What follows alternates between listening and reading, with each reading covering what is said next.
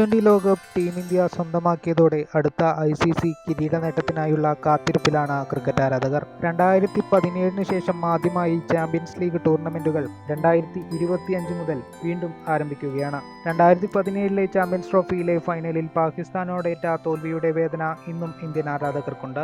അതിനുള്ള പ്രതികാരം പാകിസ്ഥാൻ മണ്ണിൽ തന്നെ തീർക്കുവാനുള്ള അവസരമാണ് ഇത്തവണ ഇന്ത്യക്ക് മുന്നിലുള്ളത്. T20 ലോകകപ്പോടെ കുട്ടി ക്രിക്കറ്റ് അവസാനിപ്പിച്ച രോഹിത് ശർമ്മ, വിരാട് കോഹ്ലി എന്നിവർ പാകിസ്ഥാനിൽ നടക്കുന്ന ചാമ്പ്യൻസ് ട്രോഫിയിൽ കളിക്കുമെന്നാണ് BCCI സെക്രട്ടറിയായ ജയ്ഷ വ്യക്തമാക്കിയിരിക്കുന്നത്.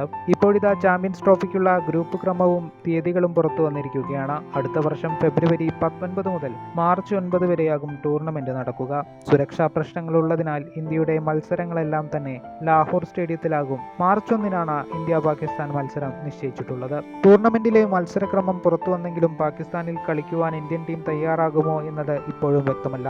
ICCയുടെയും ഇന്ത്യൻ സർക്കാരിൻ്റെയും നിർദ്ദേശങ്ങൾക്കനുസരിച്ചാകും BCCI ഈ കാര്യത്തിൽ അന്തിമ തീരുമാനമെടുക്കുക. ഇന്ത്യ, പാകിസ്ഥാൻ, ന്യൂസിലാൻഡ്, ബംഗ്ലാദേശ് ടീമുകളാണ് ചാമ്പ്യൻസ് ട്രോഫിയിൽ ഗ്രൂപ്പ് എയിലുള്ളത്. ഓസ്ട്രേലിയ, ദക്ഷിണാഫ്രിക്ക, ഇംഗ്ലണ്ട്, അഫ്ഗാനിസ്ഥാൻ എന്നിവർ ഗ്രൂപ്പ് ബിയിലും ഏറ്റുമുട്ടും. ഏകദിന ലോകകപ്പിൽ ആദ്യ 7 സ്ഥാനങ്ങളിലെത്തിയ ടീമുകളും ആതിഥേയ രാഷ്ട്രവുമാണ് ചാമ്പ്യൻസ് ട്രോഫിയിൽ പങ്കെടുക്കുക.